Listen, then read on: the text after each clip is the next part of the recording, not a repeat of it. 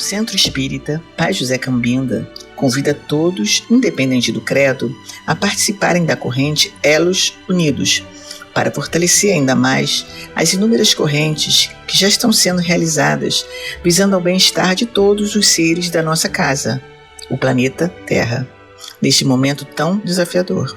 Todos os dias, pare por 3 minutos às 18 horas. Eleve seu pensamento e faça uma prece. Juntos somos mais fortes.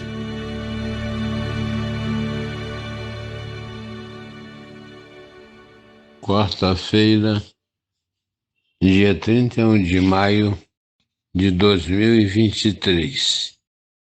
Iniciamos no Templo Umbandista Pai José Cambinda mais uma nossa reunião de quarta-feira, na nossa prece de abertura. Diante de ti, Pai, meu espírito, completamente desnudo, revela todas as imperfeições e as tentativas de eventuais acertos. Peço a sua misericórdia, Pai, seu perdão, e me abençoe para que possa continuar nessa caminhada de superação para poder me aproximar um pouco mais de ti, seguindo o caminho traçado por Jesus. Agradecido por tudo, Deus Pai, agradecido, Jesus, e pedimos permissão para iniciarmos o trabalho da noite de hoje com louvado seja o Senhor, meu Deus, e o nosso Senhor Jesus Cristo. Que assim seja.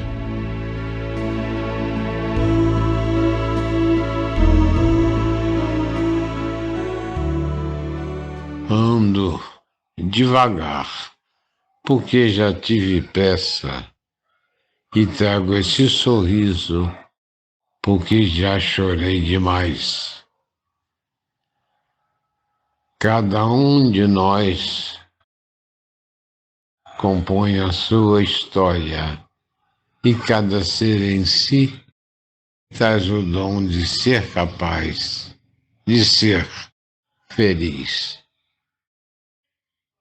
Passaremos agora a palavra para o orador da noite, Sergei de Andrade, que estará falando sobre o tema A Caminho da Luz, de Emmanuel. Muito bem, meus irmãos, estamos de volta a casa para fazer uma palestra. É uma satisfação muito grande. Foi a casa onde fizemos a primeira palestra, nesta encarnação pelo menos. Isso aí foi, se não me falha a memória, em 1980 e pouquinho. Eu fui nascido e criado no Grêmio Espírita de Beneficência. A gente vai até falar no Grêmio durante o nosso estudo. E a gente participava de estudos, grupos, mocidades, até que chegou um ponto em que os dirigentes da casa colocavam vez ou outra um jovem para fazer a leitura da página, como fez aqui a Silvana. Aí numa dessas a gente começou a falar por alguns minutos, comentando a página, até que um belo dia, eu não sei se a iniciativa foi do Bilu, do saudoso Bilu, com quem a gente conviveu aqui há muito tempo. Aí eu fui convidado para vir aqui fazer uma palestra, ainda na sede antiga. Eu tinha 16 anos, se não me falha a memória, a convite do Bilu. Foi a primeira palestra que a gente fez, foi na casa do Pai José. E curioso, isso é uma confissão, eu fui nascido e criado num ambiente de estudo, daquele termo que eu detesto, que é espiritismo, kardecismo, né? Eu acho horrível essa... É como se fosse um pleonasmo vicioso, mas vamos lá, para diferenciar, né? Nós estamos numa casa de umbanda que tem estudo, então tem um espiritismo, kardecismo. Para quem veio de um ambiente de estudo, de debate, uma mente bastante preconceituosa com relação à umbanda, para que essas pessoas, agora eu uso, para que essas pessoas usam roupa branca? Que bobagem isso, colares, charuto, cachimbo, um linguajar estranho. Pois é, que curioso, né? E a gente acaba vindo trabalhar na casa de Pai José. Na leitura que a Silvana fez, está falando sobre as atitudes do verdadeiro cristão, que ele deve se importar em fazer o bem. Também a Viviane falou na oração dela, com respeito a gente treinar os nossos olhos. Então a gente vai dizer, se finaliza o nosso estudo, fazendo menção a essas coisas.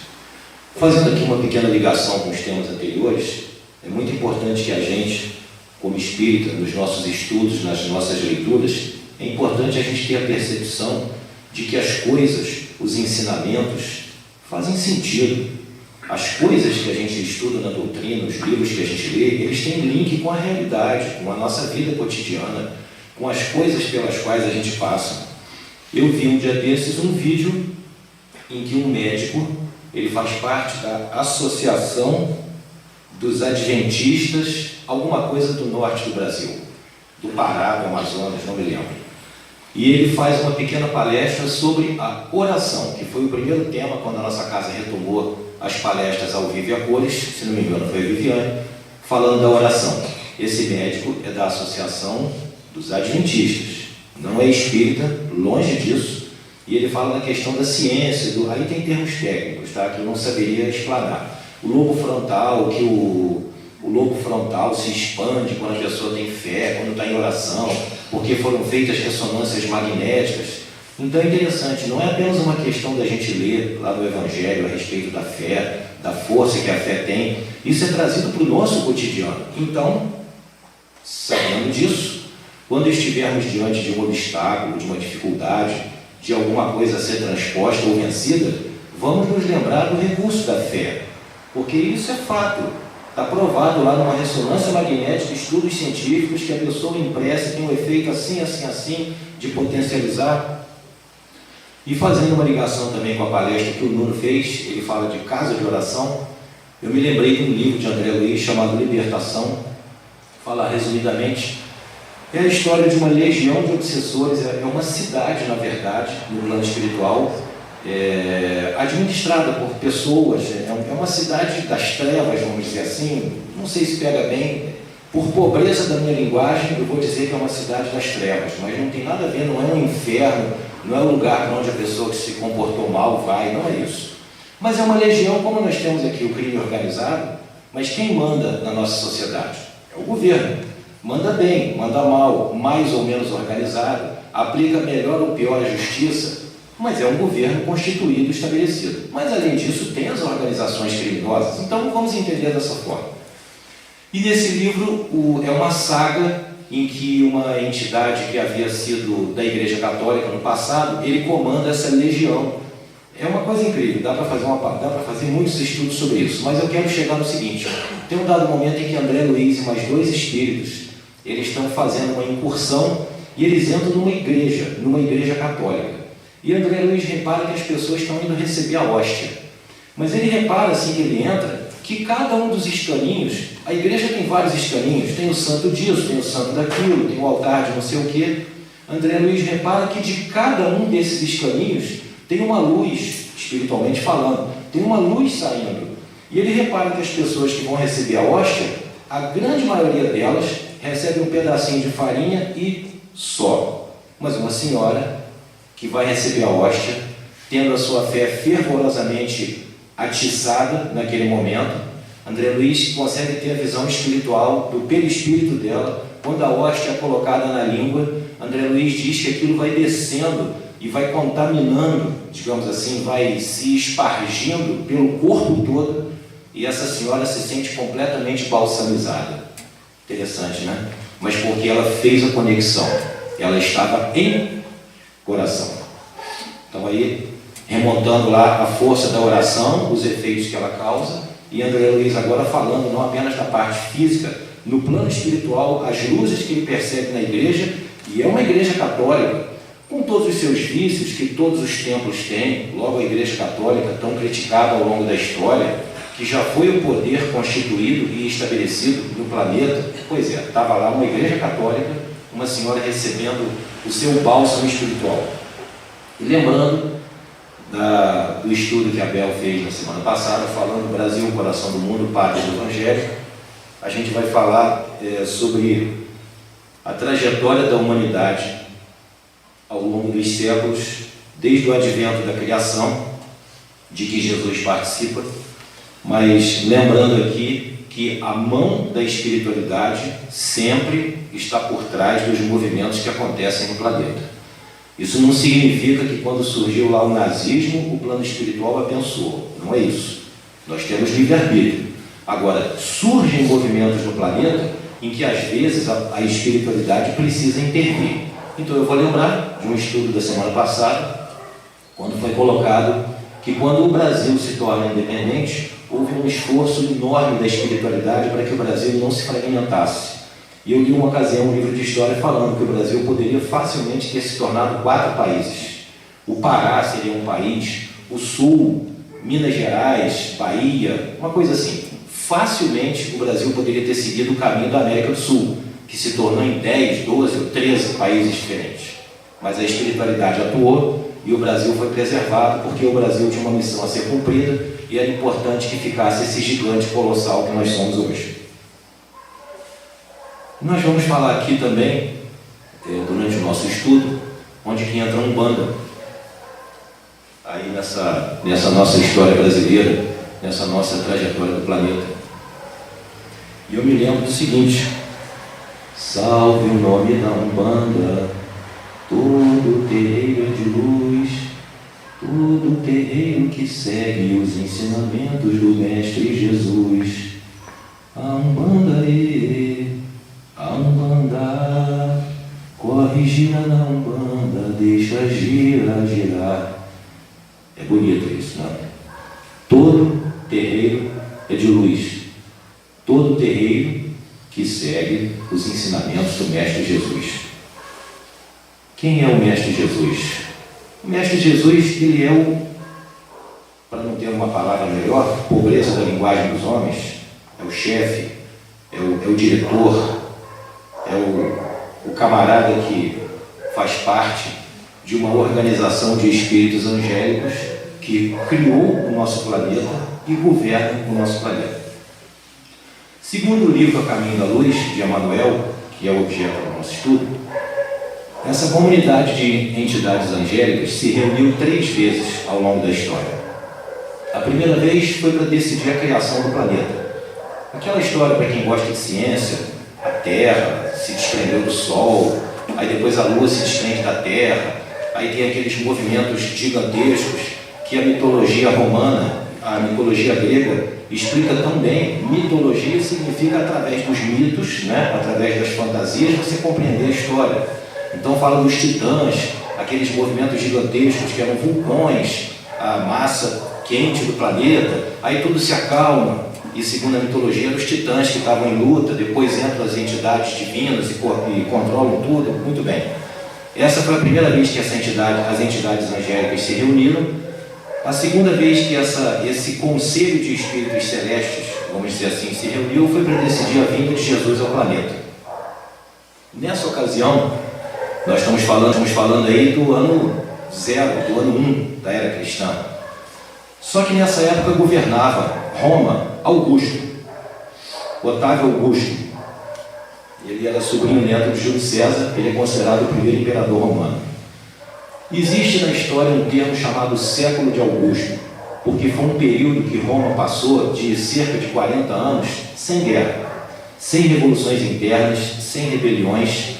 Existe uma explicação histórica para isso, mas Emmanuel coloca a seguinte questão: foi o momento em que a esfera do Cristo, ou seja, a galera de Jesus, aquele pessoal da pesada, né? Vieram os 12, né? Pedro, Tiago, João, etc., e mais uma leva enorme de espíritos trazendo aqui para o nosso planeta luz, conhecimento.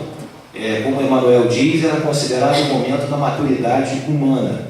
Era um momento de uma guinada nas nossas direções, nos nossos agires. E justamente por isso é que o planeta, Roma particularmente, passou um período de tanta calmaria, porque a influência dessas entidades angélicas, essa galera que Jesus trouxe junto com ele, se fez presente no planeta. Por isso Roma passou um período de tanta paz. Mas agora estamos em Jesus. Vamos retornar lá para, acredito que 10 mil anos antes de Cristo, não me recordo. Eu não vi datas, francamente, eu não me lembro disso, mas acho que é por volta disso. Havia um planeta numa constelação chamada de Cocheiro ou Capela. É uma constelação. É um sol, é um sistema solar que existe lá longe, lá não sei onde. Bem longe daqui. E um planeta estava passando por um processo semelhante ao que nós passamos hoje. Esse processo é o seguinte: o nosso planeta descobriu a energia nuclear, já viajou até a Lua, se prepara para ir até Marte, tem conhecimentos científicos extraordinários. Um dia desse, um amigo meu falou que quem estiver vivo com saúde no ano de 2050 vai viver não sei quantos anos, porque a ciência terá avançado tremendamente. Pois é, a questão é que hoje se chega aos 80 anos com alguma facilidade, em contraponto aos tempos passados que não, qualidade de vida, muito bem, apesar de toda a desigualdade que existe no mundo, mas o nosso progresso moral ainda deixa muito a desejar. A gente ainda ouve nos dias de hoje pessoas defendendo pena de morte, atitudes radicais. Vez ou outra, a gente vê, infelizmente, a mídia está infestada disso, ações espetaculares, crimes horríveis acontecendo. Aí acontece um embate com a polícia, algum criminoso é feito vítima, aí as pessoas comemoram, poxa, é isso mesmo, tem que baixar a CPF. Pois é, a gente ainda vive um período em que se comemora a baixa de um CPF, quando alguém que enveredou pelo caminho do crime é eliminado. Só que a gente esquece que a morte não existe, né? A pessoa passa por outro plano, tendo condições até de agir com mais liberdade do que agir aqui no nosso planeta. Então, nessa ocasião, Jesus faz uma reunião com esses povos desse pequeno planeta e combina com eles o seguinte: eram espíritos que estavam recalcitrantes ainda, digamos assim, que se recusavam a progredir moralmente, o tanto quanto progrediram materialmente, como nós vemos nos dias de hoje no nosso planeta.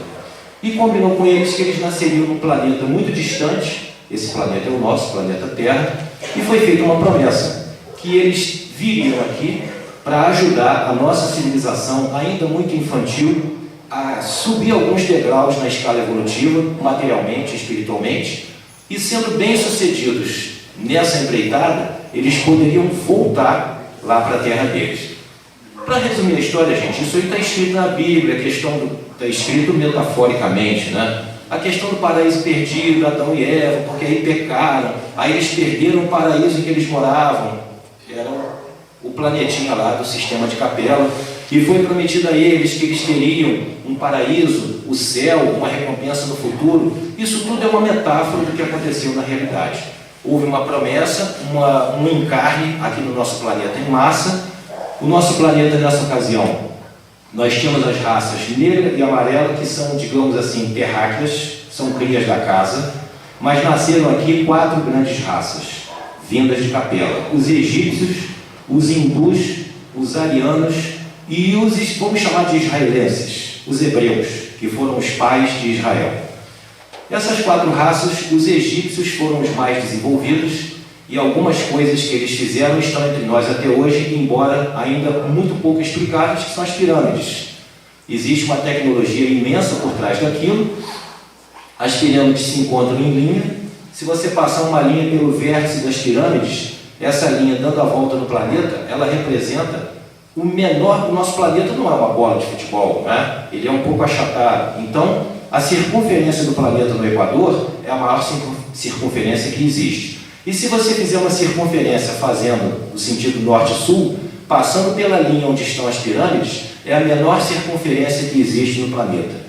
O magnetismo em cima das pirâmides é tão gigantesco que até hoje as aeronaves evitam passar pelo Vale dos Reis, porque os instrumentos de navegação enlouquecem quando os aviões passam por lá.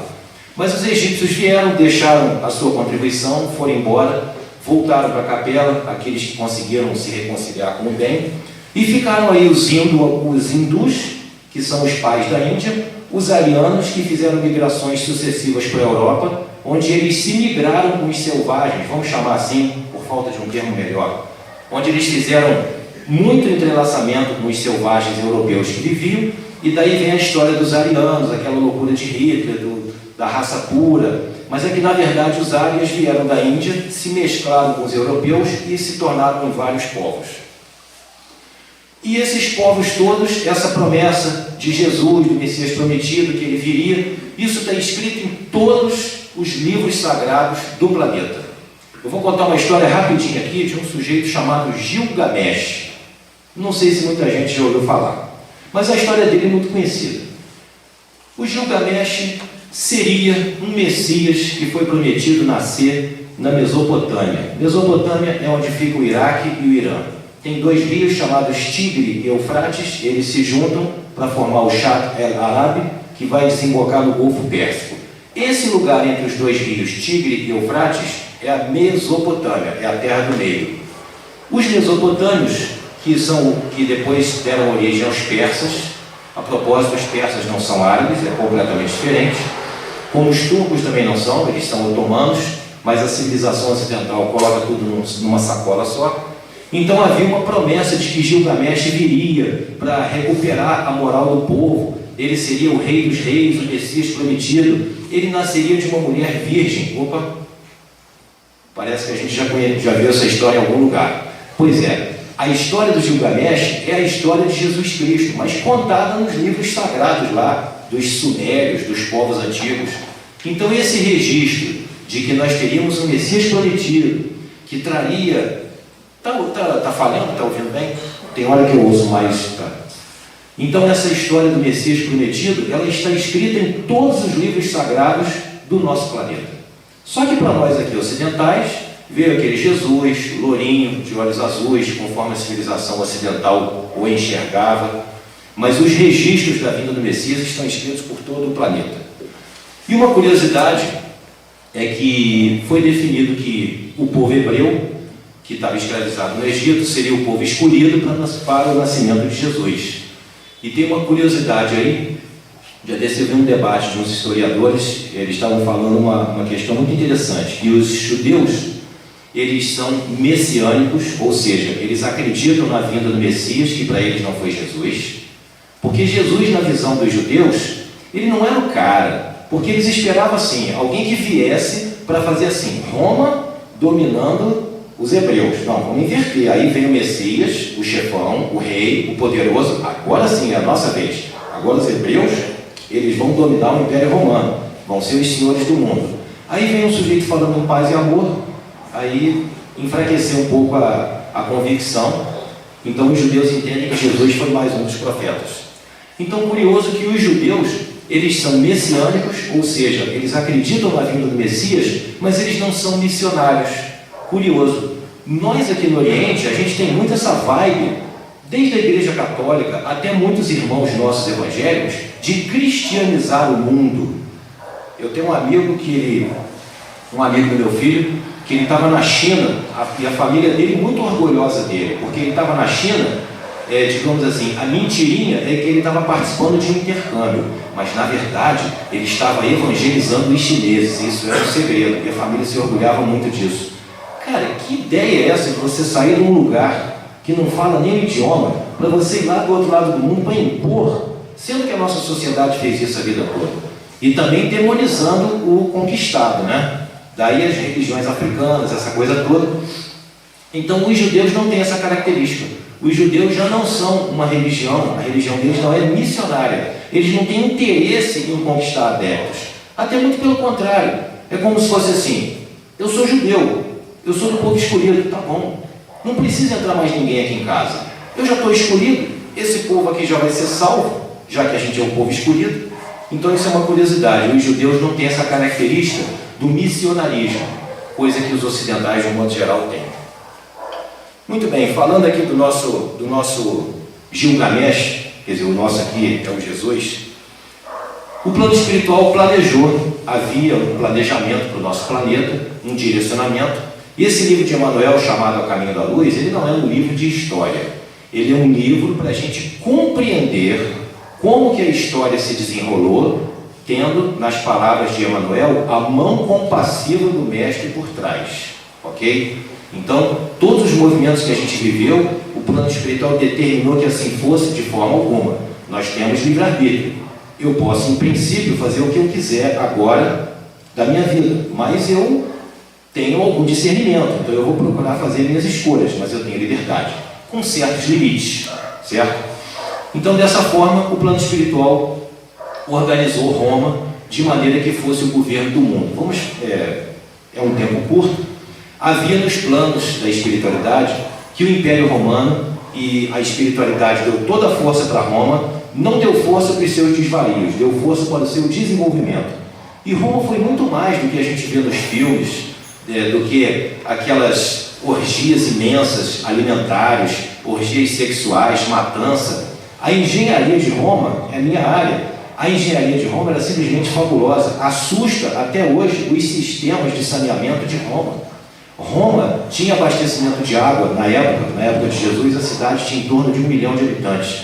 Imagina o que é você levar água para 1 milhão de pessoas. E Roma tinha os aquedutos. E as águas vinham de muito longe por uns aquedutos, que eram umas pontes onde a água passava por cima.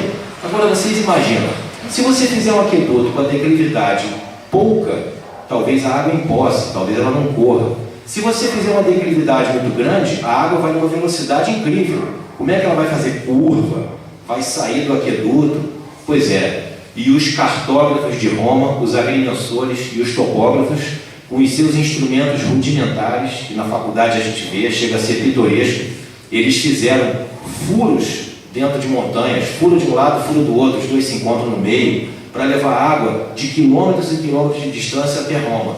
Roma teve um desenvolvimento naval extraordinário. O plano espiritual aproveitou isso para que Roma pudesse levar a sua cultura por todo o Mediterrâneo.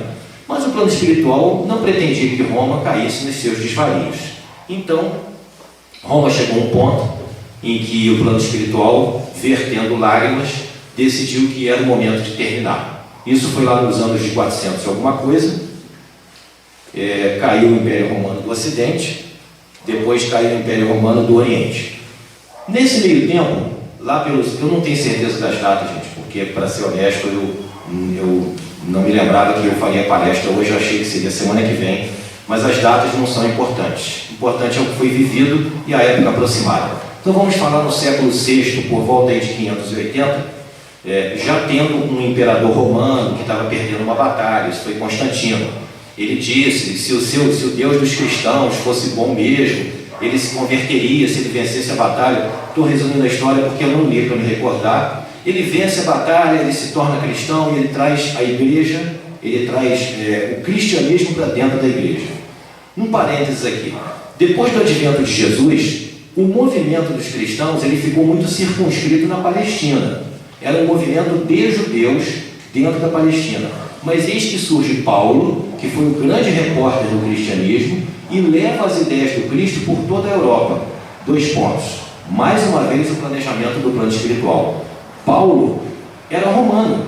Ele nasceu em Tarsus, na Grécia, mas ele era cidadão romano, porque a Grécia pertencia a Roma. Então ninguém podia barrar Paulo. Ele tinha passaporte livre para andar por todo o Império Romano. E assim ele foi financiado por Lucas, que não à toa é o padroeiro, o patrono dos médicos. Lucas era médico. E quando Paulo viajava nas galéias romanas junto com Lucas, Lucas era médico do exército romano. Ele era remunerado para isso e ele que bancava as viagens de Paulo.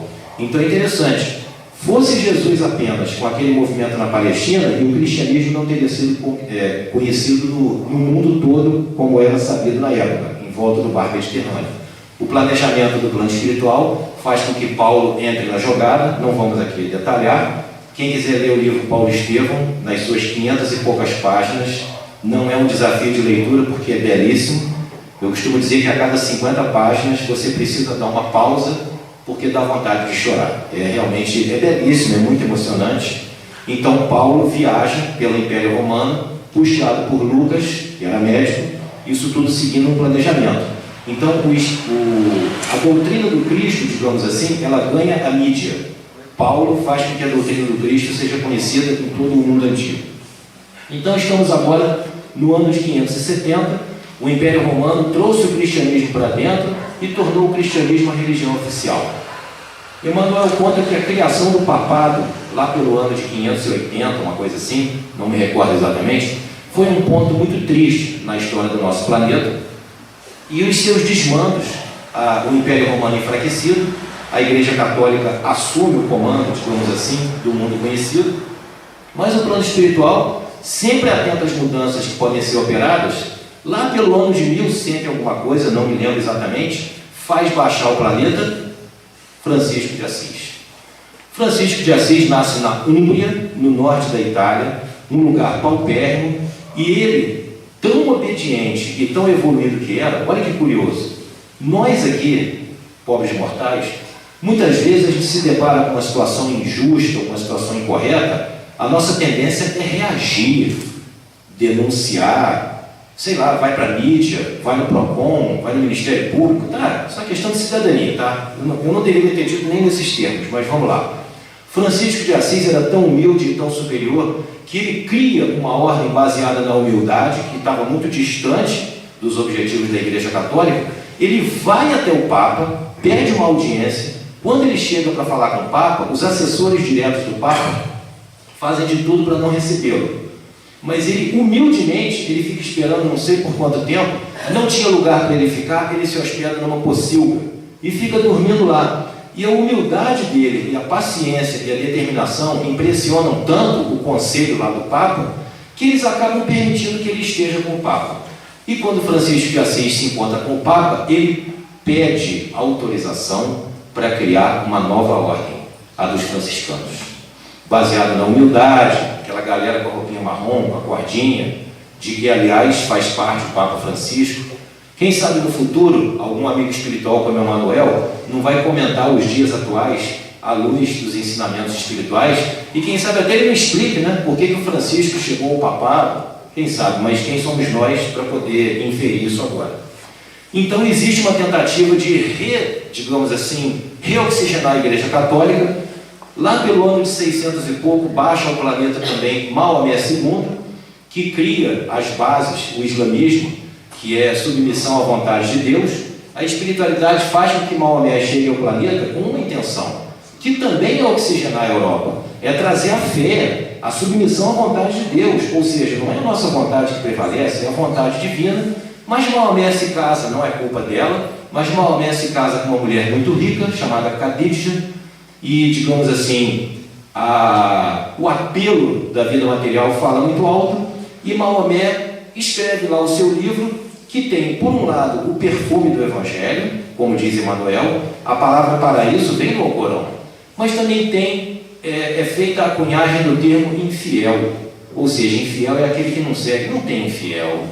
Como se fosse assim, quem seriam os infiéis para nós? Quem não frequenta a casa de Pai José? Não existe isso. Quem não frequenta a casa de Pai José, torce para o Fluminense, tem outro cara que torce para o Vasco, mas todo mundo, não é? Todo mundo tem a sua tendência, todo mundo tem que ser respeitado.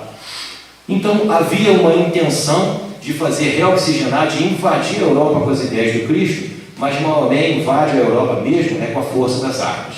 E toma o norte da Europa todo, a volta do Mediterrâneo todo, e aí começa uma outra história. Nós chegamos agora ao iluminismo, vamos dar um salto aí na história, não deve ser por volta de 1800, uma coisa assim, é o chamado século das luzes. Nós passamos mais ou menos 1000 anos da Idade Média, com a dominação da Igreja Católica e uma fanatização da religião. Nada se explica, tudo é por imposição, até que os iluministas, eles defendem que a razão, o conhecimento é que vai fazer o homem evoluir. E esses são Diderot, D'Alembert, Voltaire. É criada então a enciclopédia que existe até hoje. Hoje nós temos aí o Wikipedia, né? Eu acho mó barato você entrar no Wikipedia e ver os artigos, muito embora eles sejam alimentados por pessoas do mundo todo, mas é uma referência. Os enciclopedistas criaram a enciclopédia, imaginando que ali poderia ser concentrado todo o conhecimento do mundo. Mas o que os iluministas defendiam é que o que vai fazer o ser humano evoluir é a razão, é o conhecimento. Entre eles havia Voltaire, cuja frase seria muito interessante a nossa humanidade observar nos dias de hoje, que é a seguinte: Voltaire dizia: eu posso não concordar com uma palavra do que você disser, mas eu defendo até a morte o direito que você tem de dizer. Ou seja, isso é o convívio entre a diversidade.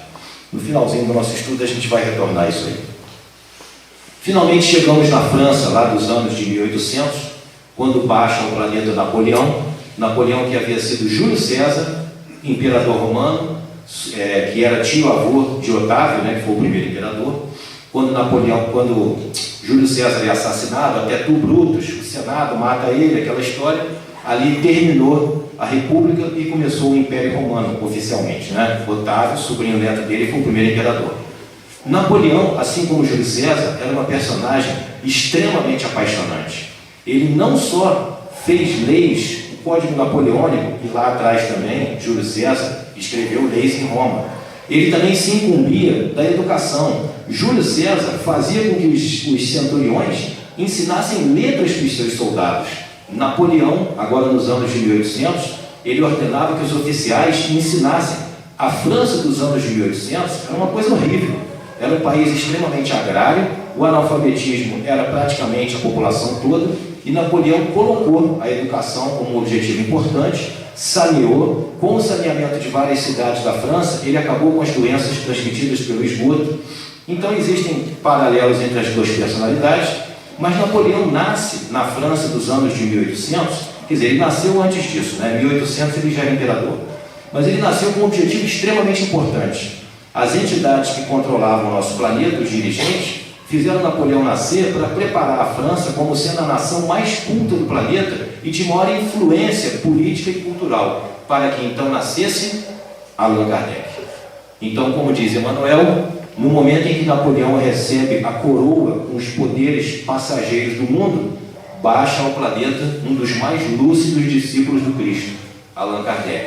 E existe um quadro maravilhoso que mostra Napoleão está sendo coroado pelo Papa, ele e a mulher dele, só que na hora que o Papa vai colocar a coroa, Napoleão toma a coroa dele e ele mesmo coloca. Isso tem um simbolismo. Napoleão pouco se importava com o poder da igreja. Ele queria dizer que era ele que estava conquistando essa posição. Então, mais uma vez, o plano espiritual se vale das pessoas que são falíveis. A vaidade imensa de Júlio César, agora Napoleão, tornado imperador, mas o plano espiritual se vale desses personagens, com as suas falhas, com os seus defeitos, para seguir com a nossa missão. E aí vem ao nosso planeta Allan Kardec, trazendo as luzes da doutrina espírita. E como dizem os espíritos superiores, no Livro dos Espíritos, o maior legado é que foi trazido ao planeta, os espíritos superiores dizem que a ideia espírita vai tomar conta do mundo. Isso não significa que o mundo vai se tornar espírita, ou como dizia um amigo meu, um dia todo mundo vai descobrir, mais ou menos, tem gente que morre e não recupera a consciência, não é isso. A questão é a ideia espírita. Hoje, eu tenho um amigo que a esposa passou por uns problemas de mediunização e ela foi tratada numa igreja evangélica, porque nessa igreja evangélica tem um departamento que foi criado para isso. Quer dizer, interessante, quando eu era garoto nos anos 70, havia uma negação, não havia fenômeno espírita. E depois passou a haver uma demonização. Não, tem sim, mas é tudo coisa do demônio. Pois é, hoje tem e é tratado. Quer dizer, tudo bem, da maneira como eles acham que deve, mas existe um reconhecimento. Então isso que foi dito pelos espíritos superiores lá em 1800 e muito, isso acontece hoje.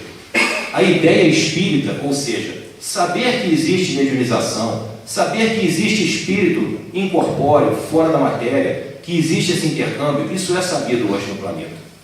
Mas isso não foi suficiente para a nossa humanidade se tornar virtuosa. E agora vamos dar um salto. O plano espiritual define, então, com a queda do Império Romano, a Igreja Católica não foi possível de ser reformada, Francisco de Assis criou a sua ordem, mas em termos institucionais a Igreja Católica não mudou muito, Maomé fez seus movimentos, dominou pela força das armas, veio Kardec. O plano espiritual decide então que é preciso acontecer uma mudança.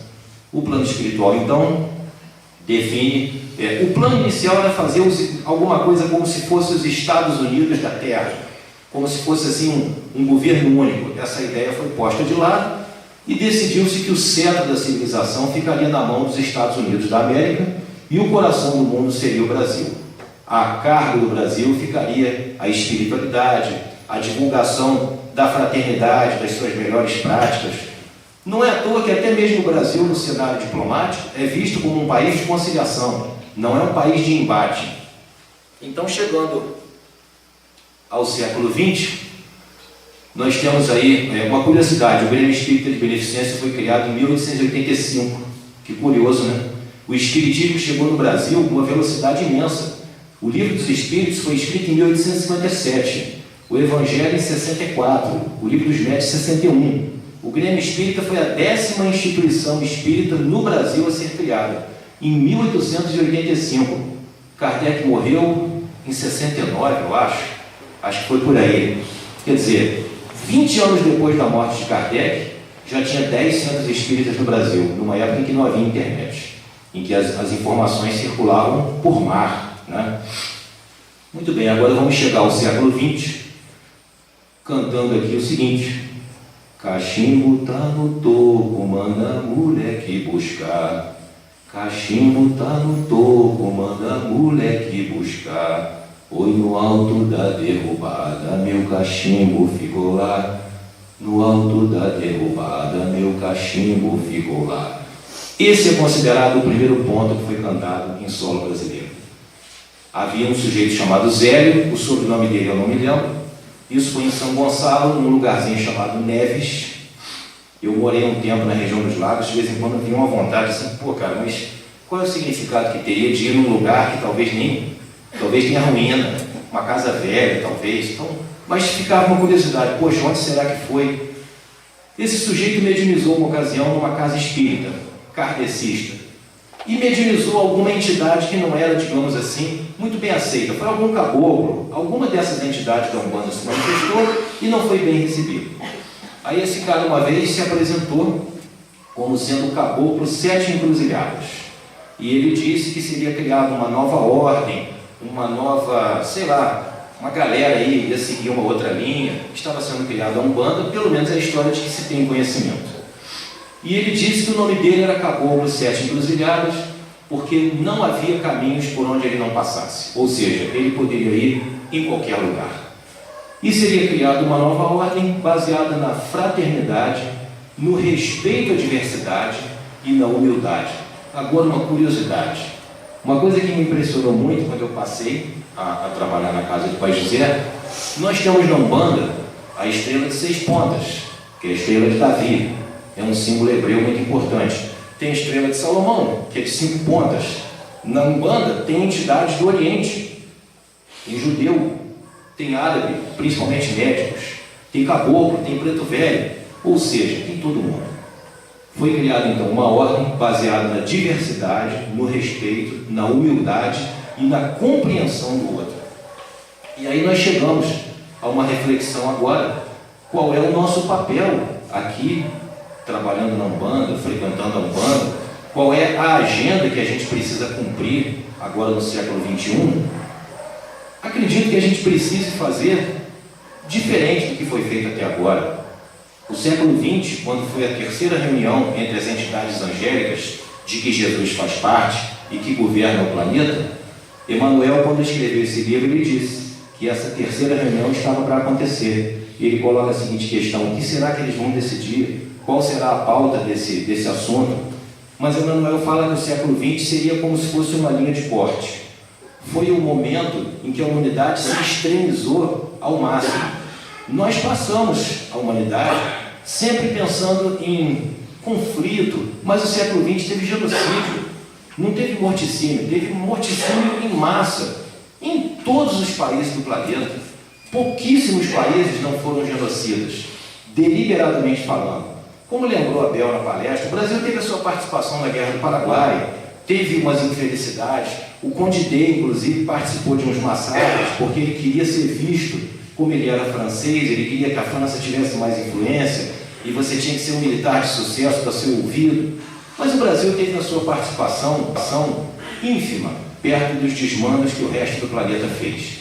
E nós chegamos ao século XXI ainda com alguns vícios que precisam ser corrigidos.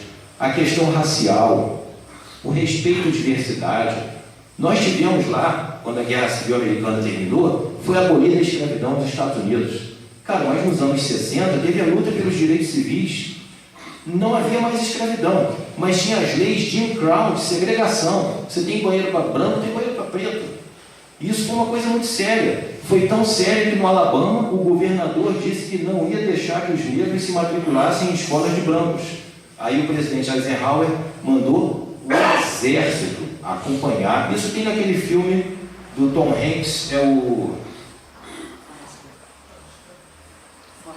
Forrest Gump, isso. Quer dizer, só que o Forrest Gump participa, né? Ele é testemunho ocular da história toda. Mas isso mostra muito bem naquela época como foi. Então nós temos agendas ainda que não foram cumpridas. A gente precisa se livrar dessas questões, como hoje se fala. Toda vez que acontece algum morticínio, algum massacre, alguma infelicidade, aí volta o tema da pena de morte. Isso seria um retrocesso muito grande. Alguém fala que tem que baixar CPF, isso aí seria o extermínio deliberadamente. De vez em quando se fala, tem que armar todo mundo. Cara, todas as sociedades do planeta, todas foram armadas até hoje, e existe estatística. As sociedades mais armadas são as sociedades mais criminosas. A Roma, no tempo de Jesus, todo mundo andava armado. Quando Jesus foi preso, vamos nos lembrar que Pedro sacou uma espada e cortou a orelha de um soldado romano, porque ele reagiu. Aí Jesus, não, peraí, não é assim não. O Filho do Homem tem que cumprir o seu destino, e não é assim que se faz. Então chegamos ao século XXI, convidados, nós aqui da Umbanda, inseridos no contexto do nosso planeta. A gente precisa escrever uma história diferente. A gente precisa olhar para o outro com compaixão. Recentemente, as sociedades religiosas de matriz africana têm sofrido discriminação, existe uma certa demonização. A gente precisa ter compreensão com o outro, o quanto ele é diferente de nós. Seria alguma coisa assim como, por exemplo, digamos que agora nesse momento, durante a nossa reunião, entrasse alguém aqui no salão usando cabelo azul. A gente, pelos olhares de cada um de nós, a gente ia perceber qual é a nossa reação. Alguns olhariam assim, poxa, qual é o problema de ter cabelo azul? Eu não tenho cabelo azul porque eu não tenho vontade de ter cabelo azul. Mas quem tem vontade de ter cabelo azul é apenas uma pessoa que tem cabelo azul. Mais nada. Não quer dizer que ele é, sei lá, de tal corrente política, não quer dizer que ele é religioso ou não religioso, não quer dizer que ele é rebelde, porque todo mundo, o certo é não ter cabelo azul. Mas aquele cara rebelde usa cabelo azul para mostrar que é diferente. Não. Então a gente precisa fazer com que essas agendas sejam vencidas. A gente precisa crescer mais um degrau e deixar esse passado delituoso, de segregação, de descombinação e de desordem para trás.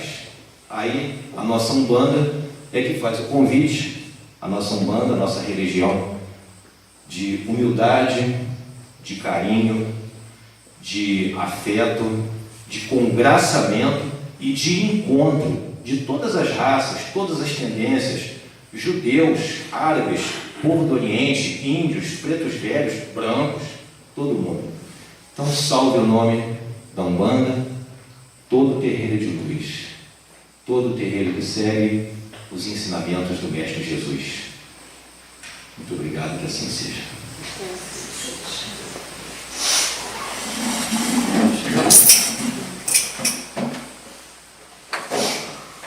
Essa linha do tempo que o Sergei trouxe falando sobre o livro A Caminho da Luz foi incrível. E aqueles que puderem, que tiverem a oportunidade, a curiosidade de se aprofundar, a leitura desse livro vale muito a pena. Assim como o livro Paulo e Estevão, que ele comentou também, que é um dos livros mais bonitos e mais emocionantes que eu já li. Ele falou que a cada 50 páginas tinha que parar para não chorar. Acho que a cada 3 páginas eu fechava, porque eu não aguentava. E Paulo passou por tanto sofrimento e foi em frente. E às vezes nós, por poucas coisas, entre aspas, nós já queremos desistir. E nós não podemos. Então agradecemos ao Sergei pelo trabalho que trouxe. E nós vamos passar para a segunda parte do nosso trabalho. Elos que unem. Recebemos agora os nossos irmãos desencarnados que se acham ainda em dificuldades e buscam o templo de Cambinda para a sua oportunidade de regeneração, conforto e acolhimento. E para tanto, vamos receber com muito amor esses nossos irmãos.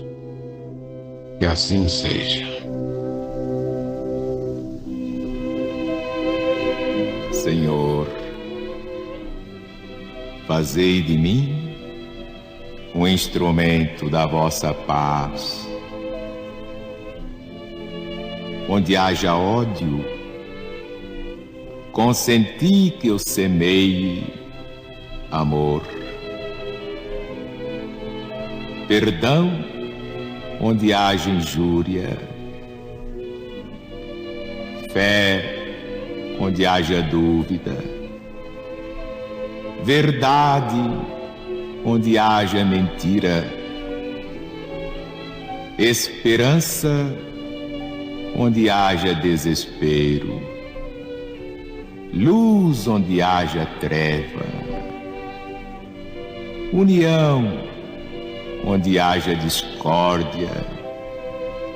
Alegria, onde haja tristeza. Ó Divino Mestre, permiti que eu não procure tanto ser consolado quanto consolar, compreendido quanto compreender, amado quanto amar. Porque é dando que recebemos, perdoando é que somos perdoados, e morrendo é que nascemos para a vida eterna.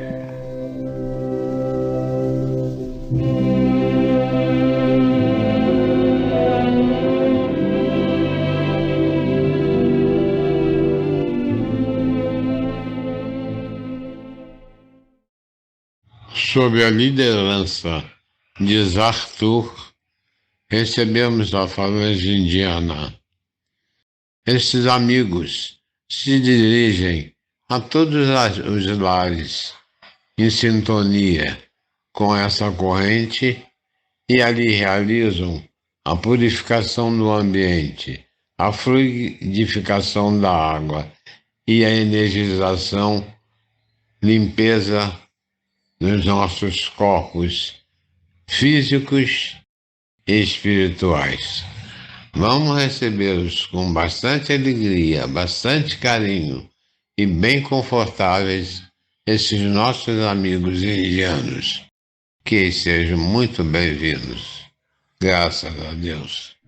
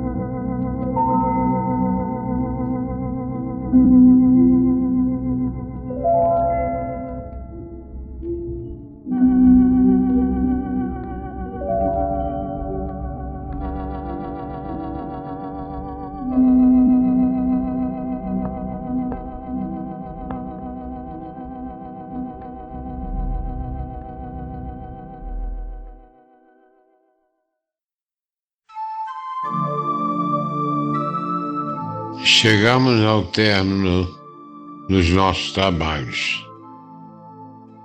Agradecemos a Deus a misericórdia de mais uma oportunidade de estudos e aprendizados. Agradecemos a Jesus pela sua inspiração, pelos seus ensinamentos.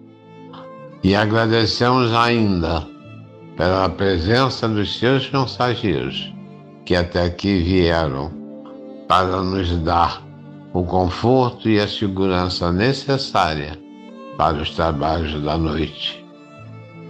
E assim, Deus meu Pai, pedimos a sua permissão para encerrarmos o trabalho da noite de hoje. Com louvado seja Deus e o nosso Senhor Jesus Cristo. Projeto Caminhar. Nos ajude a ajudar.